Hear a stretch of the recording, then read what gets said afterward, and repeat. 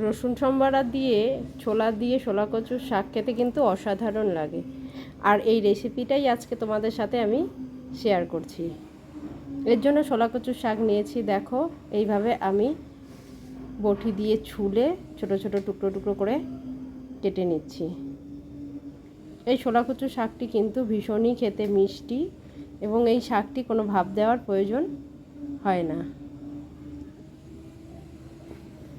শাকগুলো আমার বানানো হয়ে গিয়েছে। এবারে আমি ওভেন জ্বালিয়ে কড়াই বসিয়ে দিচ্ছি। আর এই শাকে দেওয়ার জন্য যে ছোলাটা আমি ব্যবহার করছি সেটি আমি আগের দিন রাত্রেই ভিজিয়ে রেখেছি, তাই আমি ছোলাটাকে আর সেদ্ধ করে নিচ্ছি না। দেখো এইভাবে টুকরো টুকরো করে কচুর শাকটি কেটে নিয়েছি। সম্পূর্ণ ছোলা কচুর শাকগুলো কাটা হয়ে গিয়েছে। এবার ধুয়ে নিয়ে এসে রেখে দিয়েছি। আর আমি এটি কাটার সময় হাতে সরষের তেল মাখিয়ে নিয়েছিলাম। তাতে কী হয় বলো তো, হাতে দাগটা কম হয়। কড়াই বসিয়ে দিয়েছি, তাতে তেল দিয়ে দিয়েছি। তেলটি গরম হয়ে গিয়েছে। ফোড়নের জন্য শুকনো লঙ্কা আর পাঁচফোড়ন নিয়ে নিয়েছি। আর নিয়ে নিয়েছি কয়েক টুকরো রসুন কুচি করে। রসুনগুলো দিয়ে একটু নাড়াচাড়া করে এবারে আমি শাকগুলো ঢেলে দিচ্ছি।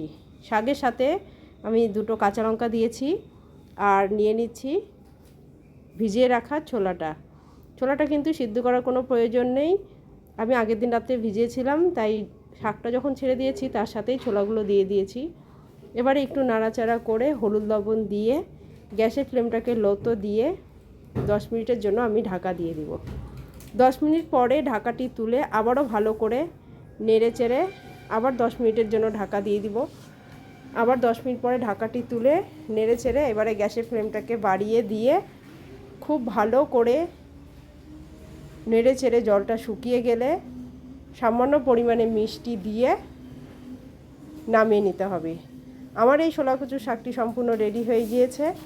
তো বন্ধুরা, তোমাদেরও যদি রেসিপিটি ভালো লেগে থাকে তোমরাও বাড়িতে এইভাবে ছোলা কচুর শাক রসুন দিয়ে আর ছোলা দিয়ে করে দেখো, ভালো লাগবে খেতে। সাথে আমার এই চ্যানেলটি লাইক, শেয়ার, কমেন্ট এবং সাবস্ক্রাইব করে দিও। আমি আবারও চলে আসবো নতুন নতুন রেসিপি নিয়ে তোমাদের জন্য। দেখো এটি এবার গরম গরম ভাতের সাথে আমি পরিবেশন করছি। আজকের মতো এখানেই শেষ করছি। দেখা হচ্ছে নেক্সট ভিডিওতে।